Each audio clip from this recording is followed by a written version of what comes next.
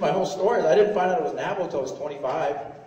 All those years growing up playing Cowboys and Indians, I was suiting up for the wrong. So see my little baby pictures, little kindergarten pictures, cowboy boots, regulars, 6-shooters, Stetson. I was like the worst native cross-dresser ever. I was actually adopted out at birth by a Jewish father and a Mexican mother. I'm an adopt-a-hoe. Jewish father, Navajo son, that makes me a bargain hunter-gatherer. Hello and welcome to RezStyle. I'm your host, Kimberlie Acosta, and I'm here with Marc Yaffee, the founder of Pow-wow Comedy Jam, and they just got done performing tonight at the LCO Casino on the Lakota Reservation in Hayward, Wisconsin. I want to thank you for joining me. Well, thanks for having us. See, you guys are like traveling all over the country doing a lot of different shows.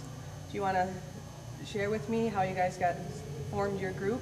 How you chose to pick the people that you did for your comedy jam? Wow, it was really a act of just luck and I think some guidance from the creator. That's all I can say. Because Vaughn and I, we bumped into each other by accident. Vaughn Eaglebear was in Spokane. I was at a comedy club, and we met. He was there hanging out, and I did some time. He came up and introduced himself. I said, "Hey, there's other Indians doing comedy, you know, because there's not that many of us in the comedy world. It's a handful of people that get in the clubs, and fortunately, Vaughn and I struck up a friendship, and I came back and we started talking. I said, hey, we got to do a tour. And he started coming up with all these ideas. Yeah, we're gonna have like a res car on the stage, up on blocks, well, coolers all around, and we're gonna have dancing midgets. And I said, well, how about we just do comedy? And so that we're working our way. Hopefully, we'll get some dancing midgets soon.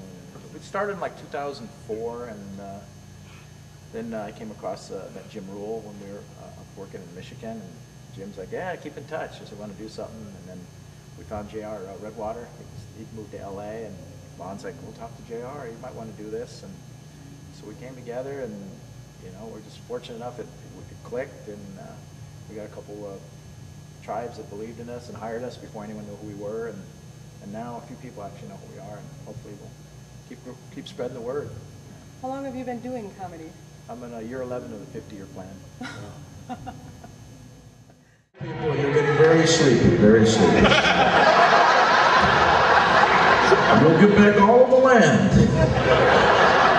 After the show, you'll go to the blackjack table and split threes against the dealer's 10. And you will stop claiming your grandma as a Cherokee Indian princess. What that made you decide to get into comedy? You know what? It's just kind of fate. I used to teach classes in California for people to get tickets in traffic school, and I wanted to be funnier, so I found out there was some comedy class. You go take the comedy classes. You can't teach people to be funny, so I thought I'll try it. Just got up on stage, and like 2 people laughed, and that was it. Couldn't stop. And where are you from?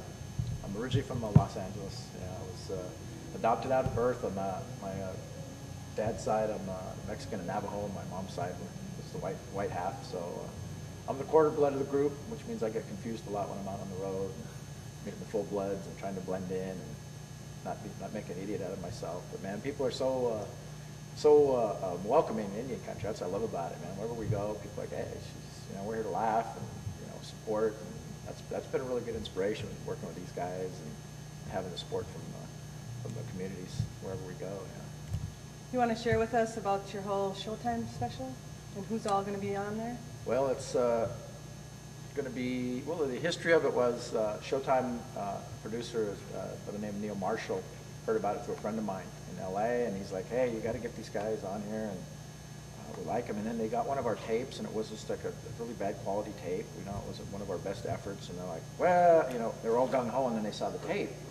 They're like, we don't think so. Then another director came in, his name was Scott Montoya from Payaso Entertainment, and Scott's like, well, let's revisit this thing again. And then they contacted me, and they were trying to do a special with Charlie Hill and myself and Larry Omaha, and I said, well, we need Pow-wow Comedy Jam on it. These guys, we can't split up the group, it's like, separating the kids, we've been through this stuff before, and you don't need that. And, so I said, hey, we all go in, and they like, okay, and Neil went to bat for us at Showtime. They pulled everyone in, and these guys got up there, and we had like 300 people in LA, and the Skins came out in force, man. People we didn't know, it's like huge supporters, and it was a great night. And they said the technicians that usually just sit there all stern, they said the guys were busted up in the control room. They said this was the best show. They did a series of 6 shows, and there was a Latino show and Pauly Shore and some other folks. I said, oh, this was their favorite. So we knew we tapped on something, you know.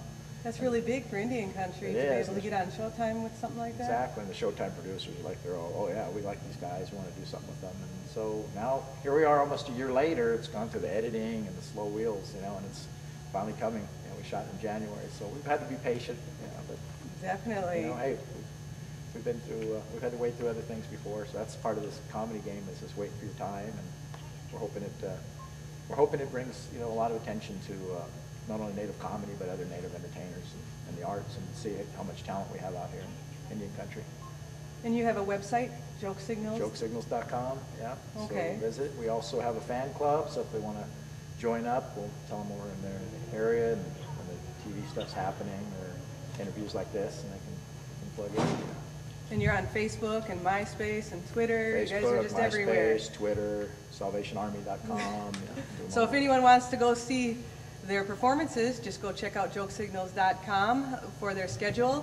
And any of those casinos out there or tribes that want to bring them there, go there as well. And Iris for bring your them holiday back. parties, or kids events. We'll do dedications, cleanups. We're available for all occasions.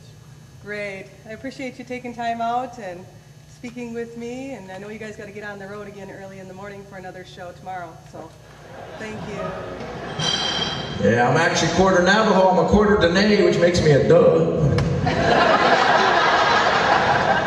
Yeah, my last name is Yaffee. It sounds like Yazzie with a lisp. Navajo Nation, 200,000 Navajos, 8 last names. You ever looked at a damn Navajo phone book? Like 300 pages, page 89, you're still in the game. We were driving through Four Corners one time, listening to a Navajo high school basketball game, like Winter Rock versus Chinle.